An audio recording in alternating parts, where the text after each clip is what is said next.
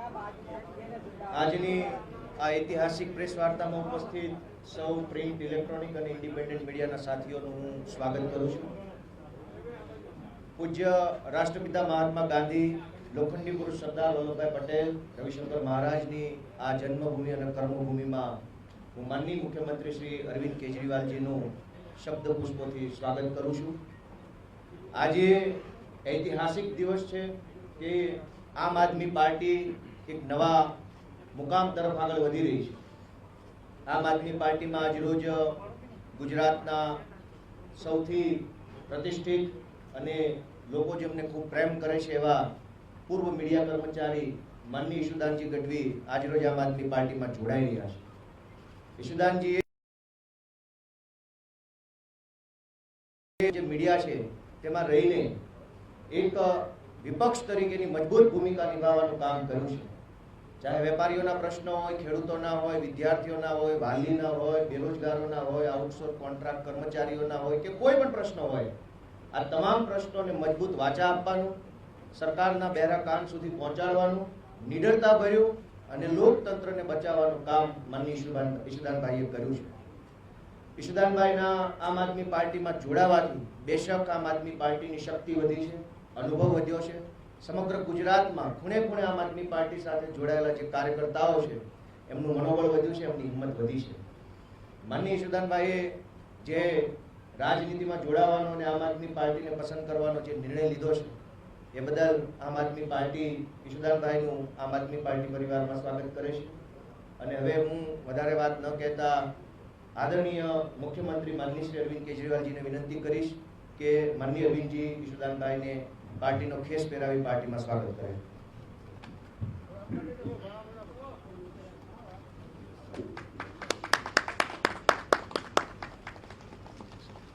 स्वागत है आपका. Thank you.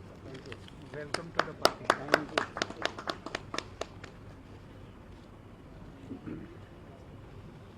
હવે માનનીય ઈશુદાનભાઈજીને હું વિનંતી કરીશ કે તેઓ પોતાનું વાત રજૂ કરે.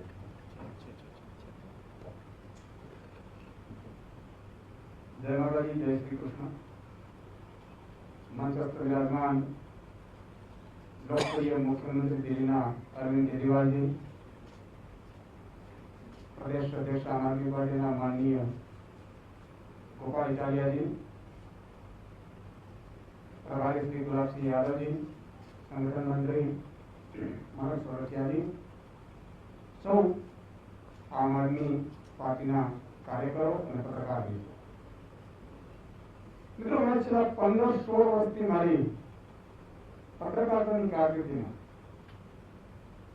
મેં ક્યારે લોકોના અવાજ ઉઠાવવાનો પ્રયાસ કર્યો, ક્યારે એવું વિચાર્યું નહોતું કે હું પણ એક દિવસ આ સ્ટેજ ઉપર હોઈશ, અથવા તો આવી મારી કોઈ ઈચ્છા નહોતી. વર્ષોથી એક પત્રકાર તરીકે દિલથી લોકોની સેવા કઈ રીતે થઈ શકે, લોકોને કઈ રીતે વધુ આપણે લાભ અપાવી શકીએ, એ આપણી ઇલેક્ટ્રોનિક મીડિયાની તાકાતથી જેટલો પણ પ્રયાસ કર્યો એટલું મેં કરવાનો પ્રયાસ કર્યો. એક સમય એવો આવ્યો કે દરેક નિર્ણયમાં મેં અત્યાર સુધી વાલીઓના મુદ્દા હોય, મહિલાઓના મુદ્દા હોય, કોન્ટ્રાક્ટ કર્મચારીઓના મુદ્દા હોય, વેપારીઓના મુદ્દા હોય, ખેડૂતોના મુદ્દા હોય, બેરોજગારોના મુદ્દા હોય, ખૂબ ઉપાડ્યા. કોશિશ કરી કે આપણે આમાંથી કંઈક લાભ થાય, પરંતુ કેટલીક સ્થિતિ એવી આવતું હતું કે લોકોની અપેક્ષાઓ વધતી ગઈ. ઈશુદાનભાઈનો મુદ્દો પહોંચાડી દેજો, ઈશુદાનભાઈ આટલું કરાવી શકશે. અને આપણે બધા જાણીએ છીએ પત્રકારની એક લક્ષ્મણ રેખા હોય કે આપણે બતાવી શકીએ, પરંતુ એને ઇમ્પ્લિમેન્ટ કરવાનું કામ તો બસ મેં કર્યું સરકારનું પ્રેશર. માફ કરજો, માસ્ક મારે ઉતારવું પછી આવાજ સારો નથી આવતો એટલા માટે. એટલે કારણ કે જયારે માસ્કની આપણે સલાહ આપતા હોઈએ પછી આપણે કરીએ તો એ પણ સારું નહીં. વ્યક્તિ હંમેશા જેવો હોય તેવો જ રહેવો જોઈએ. રાજનીતિ હોય, પત્રકાર હોય કે કોઈ અન્ય વ્યવસાયમાં હોય, આપણું ઉદ્દેશ્ય, આપણું લક્ષ્ય સમાજ સેવા હોવું જોઈએ. અને મિત્રો, જયારે ગુજરાતની જનતાએ અઢળક મને પ્રેમ કર્યો, જનતાનું જેટલું ઋણ ચૂકવું એટલું ઓછું છે, એટલે પછી મેં વિચાર કર્યો કે હવે મારે બમણી મહેનત કરવી પડશે, બમણી મહેનતથી જોડાવવું પડશે. તો અહીંયા તો લક્ષ્મણ રેખા સુધી આપણે સમજીએ પ્રિન્ટ મીડિયામાં આપણે લખીએ કે ઇલેક્ટ્રોનિકમાં બતાવીએ, પણ તો નિર્ણયો આપણું બંધારણ એવું કહે છે કે નિર્ણયો લેવાની શક્તિ તો રાજનેતાઓમાં જ છે, રાજકારણમાં જ છે. પ્રજાને સુખાકારી આપવાના નિર્ણયો એ હંમેશા એ રાજનીતિ અથવા તો રાજકારણ અથવા તો એક બંધારણ રીતે હોદ્દા તરીકે પદાધિકારીઓ અધિકારીઓ છે એની જવાબદારી હોય છે. ભ્રષ્ટાચાર મુક્ત ગુજરાત બનાવવાની આપણે મુહિમ છે, ખૂબ સહયોગ મળ્યો, પણ અલ્ટિમેટલી વસ્તુ આવીને ત્યાં ઉભી રહેતી હતી કે થતું હતું એટલું થતું હતું, પણ પછી આવાજ નહોતું પાછું. અને એટલા માટે મેં આ રાજકારણમાં આવવાનું નક્કી કર્યું. મિત્રો, પહેલા પણ મારો ઉદ્દેશ્ય સમાજ સેવા હતું, આજે પણ છે અને ભવિષ્યમાં પણ છે. હું વારંવાર કહું છું કે અહીંથી લઈ કઈ નથી જવાનું. કબીર સંત કબીરની એક વાચના વાક્ય રચના જે ખરેખર મને ખબર નહીં ઇન્ટેલેક્ચ્યુઅલ લોકો પણ સમજી શકશે, મને આનંદ થશે कि जब तू आयो इस जगत में जब हंसे तू रोए और ऐसी करनी करके चलो कि तू हंसे जगत. जયારે સૃષ્ટિ ઉપર આપણે આવીએ છીએ ત્યારે જન્મ થાય છે બાળકનો, તો પેડા વેચાતો હોય પણ જીવ રડતો હોય છે. એવા કામ કરીને જઈએ કે જ્યાં એ દુનિયા રોતીઓના આપણે નીકળતા હોઈએ. એટલે વાત આવી આટલી જ હતી કે મારે કંઈક કરવું પડશે. તો કરવું કઈ રીતે પડશે? જયારે હું પોલિટિકલ નેતાઓને વાત કરતો કે આ કરવું છે, આ કરવું છે, ત્યારે તમે તો ખાલી ટીવીની મેટરમાં બરોબર છે, પરંતુ પ્રજા બધી સુખી છે, અમે ચૂંટણીમાં જીતી જઈએ છીએ. હા, એટલે મને બહુ પીડા થતી હતી કે હવે પ્રજાનું શું થશે, સામે પડશે. મિત્રો, જયારે હું ઈમાનદારીની વાત કરતો, ઈમાનદારી રાજનીતિની વાત કરતો અને ઈમાનદારી પૂર્વક રાજનીતિ હોવી જોઈએ એની વાત કરતા હોઈએ, ત્યારે સ્વાભાવિક છે કે મારે એ રાજનીતિનો અભિન્ન અંગ બનવું પડે. ગંદકી સાફ કરવા માટે, સિસ્ટમમાં ગંદકી સાફ કરવા માટે આપણે ઉતરવું પડે. તમે વિચાર કરજો. એટલા માટે મેં આમ આદમી કેમ વિચાર કર્યો છે? સાહેબ, આઈઆઈટીમાં એડમિશન લેવું ને એ વિદ્યાર્થીઓનું સપનું હોય છે. એડમિશન મળી ગયું, નોકરી મળી ગઈ, પોતપોતાના સ્વાર્થમાં આપણે કામ કરવા માંડીએ, કરીએ છીએ. એનાથી અટકે યુપીએસસી પરીક્ષા પાસ કરવી એટલે એ તો એક મોટું સપનું હોય છે. એ પણ પાસ થયા પછી જોઈન્ટ ઇન્કમ ટેક્સ કમિશનરની જયારે પ્રજાની, અને એ પહેલા પણ મેક્સેસ એવોર્ડ જેમને મળ્યો છે. જો ઈમાનદારીની વાત કરતા હોઈએ તો આપણે પાર્ટી પણ એવી વિચારવી પડે, એવા જ લોકો સાથે જોડાવવું પડે કે જેનું ઉદ્દેશ્ય, જેનું લક્ષ્ય માત્ર સમાજ સેવા હોય. અરવિંદજી, હું અરવિંદજીની વાત કરી રહ્યો છું કે એમને બધું જ છોડી સાહેબ અને જનતાની સેવામાં આવી ગયા. નહીં તો એને શું કરતું હતું? સરકારી નોકરી મળે એટલે બધા પોતાની બ્યુરોક્રેટ્સ હતા, પણ છતાં ઈશ્વર ધાર્યું વધારે કંઈક સારું કરાવવું છે. અને એટલા માટે દિલ્હીમાં જુઓ તમે, પૂર્ણ રાજ્ય નથી, છતાં એમણે જે કોશિશ કરી એજ્યુકેશન, હેલ્થ, હું ખૂબ જ એનાથી ઇમ્પ્રેસ થઉં છું. એટલા માટે માની લો કે ત્યાં કેજરીવાલજી એમ કહે કે ભાઈ રાજનીતિ તો ગંદી, હमें नहीं जाना चाहिए, राजनीति तो कुछ और कर लेंगे. तो આજે દિલ્હીના લોકોને એ ફ્રી એજ્યુકેશન, સારા એજ્યુકેશનની સ્કૂલો ના મળે. આજે દિલ્હીના લોકોને મોહલ્લા ક્લિનિક ના મળે. આજે બીજી સરકાર આવી જાય, ફલાણી જાય તો બીજી આવી જાય. અને એટલા માટે સાહેબ ગુજરાત ઇતિહાસ બદલવા જઈ રહ્યું છે. ગુજરાતમાં આપણે નક્કી કર્યું છે કે લોકો એવું કહેતા હતા કે સુદાનભાઈ વાત સાચી, મતદાનની વાત સાચી, મતદાન કોને કરીએ, વિકલ્પો જોઈએ. આજે હું લોકોને આહવાન કરું છું, ગુજરાતના લોકોને, કે એક ઈમાનદાર વિકલ્પ તમારી સામે ઉભો છે અને એ ઈમાનદારીમાં અમે ખરા ઉતરવાનો પ્રયાસ કરીશું સાહેબ. 2-5% કદાચ મને ખબર નથી વાયદાઓ કરીને પૂરા થાય કે ન થાય, પણ બનતી કોશિશ એવી કરીશું કે રાજનીતિમાં જે ગંદકી છે એને સાફ કરવાની કોશિશ કરીશું. આજે બુટલેગરો, આપણે શું કે તમારે રાજનીતિમાં ન આવવું જોઈએ, તો શું આ બુટલેગરોથી આપણે રાજ ચલાવવાનું છે? શું આ ભ્રષ્ટાચારીઓથી રાજ ચલાવવાનું છે? સામે પછી જયારે વાત આવી વિપક્ષની, તો સાહેબ કોંગ્રેસ પણ નબળી પડી, જેના કારણે ઉજળવનમાં એરંડો બધાને કહેવત છે એમ ભાજપ કોઈ પણ નિર્ણય કરે, 100 રૂપિયા પેટ્રોલ ડીઝલ પહોંચે તો અમે જીતી જશું ને, કારણ કે વિકલ્પ જ નહોતો એની સામે. આજે જનતાને વિકલ્પ તો જોઈએ. જનતા નોટામાં મત કરતી હતી સાહેબ, લાખોનો નોટામાં મત પડતા હતા.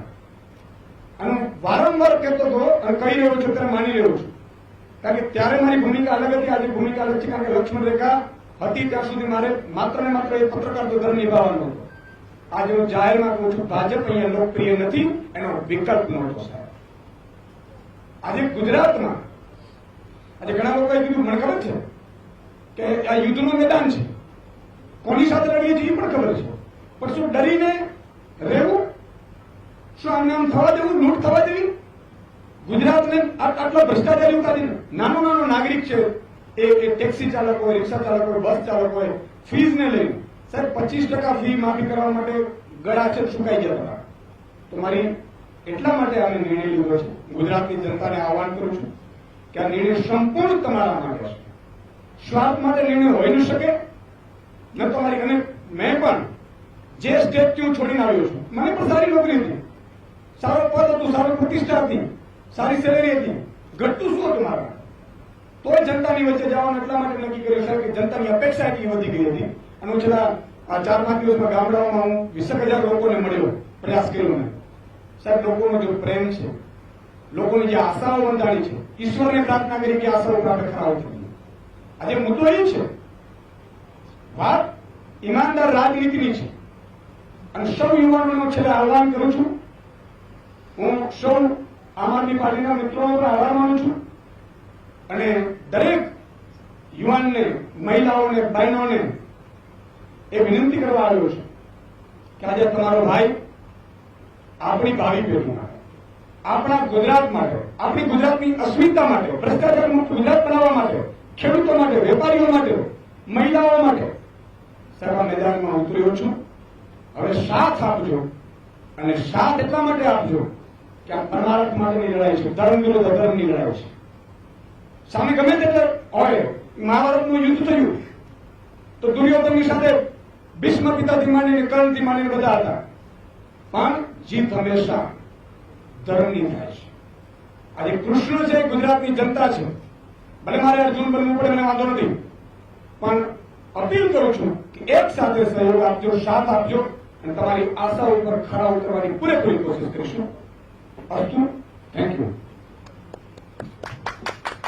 आभार माननीय ईश्वरदान जी. अब मैं माननीय मुख्यमंत्री महोदय जी से निवेदन करूंगा कि वो अपनी बात रखेंगे.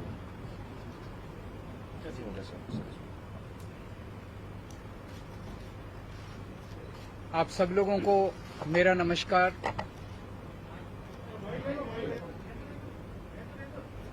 आप सब हेलो. आप सबको मेरा नमस्कार. मंच पे मौजूद यशुदान भाई, गोपाल भाई, मनोज भाई, गुलाब जी और मीडिया के सभी साथीगण, सबसे पहले मैं आपको एक छोटा सा किस्सा सुनाना चाहता हूं. आज सुबह सुबह मैं दिल्ली से अहमदाबाद आया. अहमदाबाद एयरपोर्ट से जब बाहर निकल रहा था तो एक कर्मचारी ने मुझे रोका. कहता है सर सेल्फी खिंचवानी है आपके साथ. सो उन्होंने सेल्फी खिंचवाई. फिर मुझसे पूछा कैसे आना हुआ. मैंने कहा यशुदान जी आम आदमी पार्टी ज्वाइन कर रहे हैं. कहता है अच्छा. वो कहता है यशुदान तो गुजरात का केजरीवाल है. तो यशुदान जी, गुजरात की जनता आपको बहुत प्यार करती है, आपको हीरो के रूप में देखती है. गुजरात के लोगों ने आजादी के लड़ाई में बहुत अहम भूमिका निभाई. देश के सबसे बड़े नेता गुजरात की धरती ने दिए. और केवल नेता नहीं दिए, आम लोगों ने भी आजादी की लड़ाई में बड़ी बड़ी शहादतें और कुर्बानियां दी. देश आजाद हुआ, पूरा देश रियासतों में बटा हुआ था. फिर सरदार पटेल ने बीड़ा उठाया कि देश को एक करना है. रात दिन 24 घंटे मेहनत करके उन्होंने पूरे देश को इकट्ठा किया. उसके बाद क्या हुआ? पिछले 75 साल अधिकांश कांग्रेस और बीजेपी की सत्ता की कहानी है। और आज गुजरात की जो हालत है वो बीजेपी और कांग्रेस की सरकारों की कारस्तानी है। पिछले 27 साल से गुजरात में एक ही पार्टी की सरकार है, लेकिन पिछले 27 साल इन दोनों पार्टियों के गठजोड़ की कहानी है, दोनों पार्टियों की दोस्ती की कहानी है। कहते हैं, मुझे नहीं पता, आपको तो ज्यादा पता होगा, कि कांग्रेस बीजेपी की जेब में है। जब जब बीजेपी को जरूरत होती है तो माल कांग्रेस सप्लाई करती है। ऐसे कैसे चलेगा? गुजरात की कौन सुध लेगा? आज गुजरात के किसान आत्महत्या कर रहे हैं 75 साल के बाद। गुजरात के सरकारी स्कूलों की बुरी हालत है, गुजरात के सरकारी अस्पतालों की बुरी हालत है। गुजरात के व्यापारी डरे हुए हैं। डरने की क्या जरूरत है? अब तो देश आजाद हो गया, किसी की हिम्मत नहीं है। अभी कुछ साल पहले मेरा एक दौरा लगने वाला था। गुजरात का एक बहुत बड़ा चेंबर ऑफ कॉमर्स है, उन्होंने मुझे इनवाइट किया। ऐन वक्त पे गुजरात के अथॉरिटीज ने उन पे प्रेशर डाल के मेरा दौरा कैंसिल करा दिया। ये क्या बात हुई? गुजरात के व्यापारी डरे हुए। और पिछले 1 साल के अंदर कोरोना काल के दौरान जिस तरह से गुजरात को अनाथ छोड़ दिया गया, ऐसे लगा जैसे गुजरात के लोगों की सुध लेने वाला कोई नहीं है, गुजरात के लोगों का ख्याल रखने वाला कोई नहीं है। ऐसे हालात के अंदर यशोदान गढ़वी जी ने जो निर्णय लिया राजनीति में आने का,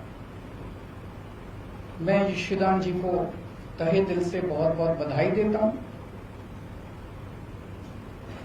उनको क्या जरूरत पड़ी थी? जब किसी का करियर खत्म हो जाता है, जब किसी को कोई पूछने वाला नहीं होता, तब अगर कोई छोड़ छाड़ के राजनीति में आए तो समझ में आता है। लेकिन अगर कोई अपनी करियर की पीक पे अपने करियर को लात मार के राजनीति के अंदर आए तो वो गुजरात की जनता के लिए आ रहा है। पिछले कुछ सालों से यशोदान जी अपने टीवी चैनल के और अपने कार्यक्रम के जरिए एक एक आम गुजराती की आवाज बने हुए थे, उनकी आवाज उठाते थे। लोग उनके साथ अपने आप को रिलेट करते हैं। आज गुजरात का हर व्यक्ति यशोदान जी के साथ रिलेट करता है। लोगों को लगता है कि वो हमारी आवाज उठा रहे हैं, लेकिन सिस्टम के बाहर रह के आवाज उठा के समस्याओं का समाधान करवाने की अपनी एक सीमा है। सिस्टम के बाहर रह के हम नुक्स निकाल सकते हैं, शोर कर सकते हैं, आंदोलन कर सकते हैं, टीवी के ऊपर आवाज उठा सकते हैं, डिबेट कर सकते हैं, न्यूज में दिखा सकते हैं। लेकिन अगर सामने वाली सारी पार्टियां मिली हुई हों और उनको सुनने की जरूरत ही नहीं है, अगर सामने वाली पार्टियां कहे जो करना है कर लो, हमें तो कोई परवाह नहीं है, तुम जितनी आवाज उठानी है उठा लो, हमें तो कोई परवाह नहीं है, चुनाव का नतीजा तो पता ही है, हमें तो जीतना ही है, तो फिर क्या करेगा कोई आदमी? तो इन्होंने तय किया कि अब सिस्टम के अंदर जाके, कीचड़ के अंदर उतर के कीचड़ को साफ करना पड़ेगा। मैं समझता हूं कि ये इनका बहुत बड़ा त्याग है। ये छोटी बात नहीं है कि अपने कैरियर के पीक के ऊपर, कैरियर के टॉप के ऊपर जब कोई आदमी बैठा और वो अपनी कैरियर को लात मार के अगर वो राजनीति में आया है, तो मैं समझता हूं कि उन्होंने बहुत बड़ा त्याग किया है। मैं इनको बहुत बहुत बधाई देना चाहता हूं, इनके त्याग को सलाम करता हूं। और मैं समझता हूं कि जो आम गुजराती आज विकल्पहीन हो गया था, उसे लगता था कि विकल्प ही नहीं बचा गुजरात की राजनीति के अंदर, ये दोनों तो एक ही हैं, इनको वोट देना है, इनको वोट देना है, कोई फर्क नहीं पड़ता है, एक ही हैं ये दोनों। आज उनको एक सार्थक विकल्प मिला है। गुजरात के अंदर बैठा हुआ भी हर आदमी देख रहा है कि अगर दिल्ली के अंदर बिजली मुफ्त हो सकती है, 24 घंटे बिजली हो सकती है, तो गुजरात के अंदर बिजली इतनी महंगी क्यों है? गुजरात के अंदर बैठा हुआ आदमी देख रहा है कि अगर दिल्ली के अस्पताल 5 साल के अंदर इतने अच्छे हो सकते हैं, दिल्ली के स्कूल 5 साल के अंदर इतने अच्छे हो सकते हैं, तो 70 साल के अंदर गुजरात के स्कूल और अस्पताल अच्छे क्यों नहीं हुए? अब होंगे, अब बदलेगा गुजरात। अब यशोदान भाई ने जो बीड़ा उठाया है, मैं भगवान से प्रार्थना करता हूं, आज हम सब लोग मंदिर में बैठे हुए हैं, पवित्र स्थान पे बैठे हुए हैं, मैं भगवान से प्रार्थना करता हूं कि जो सपना, गुजरात के लोगों का सपना पूरा करने का जो यशोदान भाई ने संकल्प उठाया है, वो यशोदान भाई, गोपाल इटालिया जी, मनोज भाई, इनकी पूरी टीम गुजरात के 6 करोड़ लोगों के साथ मिलके, अब सब मिलके गुजरात को बदलेंगे। और बहुत शुक्रिया।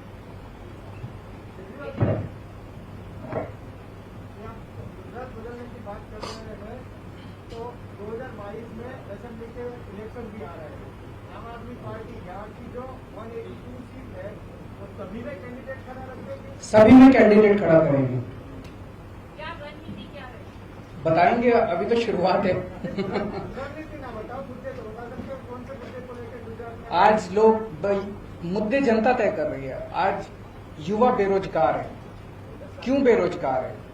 आज गुजरात के युवाओं को रोजगार क्यों नहीं मिल रहा? रोजगार तो बात की बात है, युवाओं को कॉलेज में एडमिशन नहीं मिल रहा। कॉलेज तो बात की बात है, युवाओं को स्कूल के अंदर अच्छी शिक्षा नहीं मिल रही। आज किसान आत्महत्या 70 साल के बाद क्यों कर रहा है?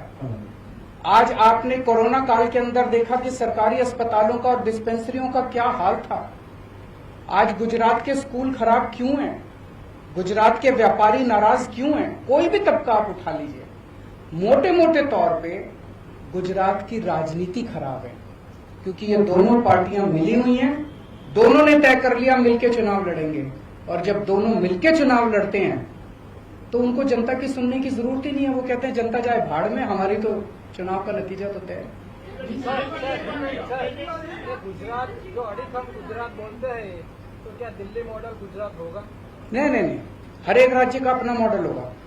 दिल्ली का मॉडल दिल्ली मॉडल, गुजरात का मॉडल गुजरात मॉडल। किसी भी स्टेट की अपनी समस्याएं हैं, अपने समाधान हैं, अपना मॉडल है।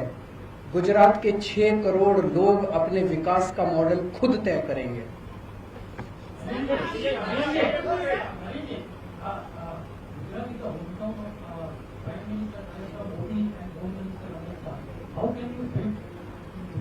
How can you?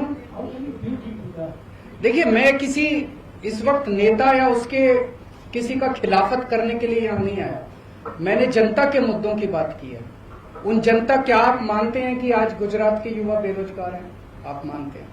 क्या आप मानते हैं कि अस्पतालों को सुधारने की जरूरत है? आप मानते हैं? क्या आप मानते हैं कि किसान आत्महत्या कर रहे हैं? आप मानते हैं? हमारी राजनीति जनता के मुद्दों से जुड़ी हुई है। हम किसी नेता के खिलाफ नहीं है, हम किसी पार्टी के खिलाफ नहीं है, हम जनता के विकास के लिए काम कर रहे हैं, हम भ्रष्टाचार के खिलाफ हैं। अभी गुजरात में जो आपकी पार्टी के साथ 2 मुद्दे थे, वो प्रकार से 2022 का इलेक्शन आप किसके चेहरे पर लड़ेंगे? जनता के चेहरे पे लड़ेंगे। जनता तय करेगी, जनता हमारा चेहरा है। दिल्ली के 2 करोड़ लोगों ने मिलकर राजनीति बदली है, केजरीवाल ने राजनीति नहीं बदली। केजरीवाल तो छोटा सा आदमी है, मेरी कोई औकात नहीं है। 6-7 साल पहले तक केजरीवाल को कोई नहीं जानता था।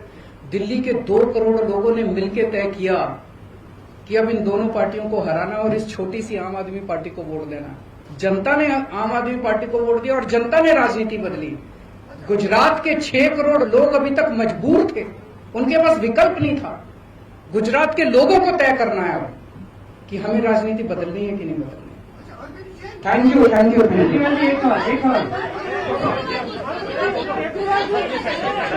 यू।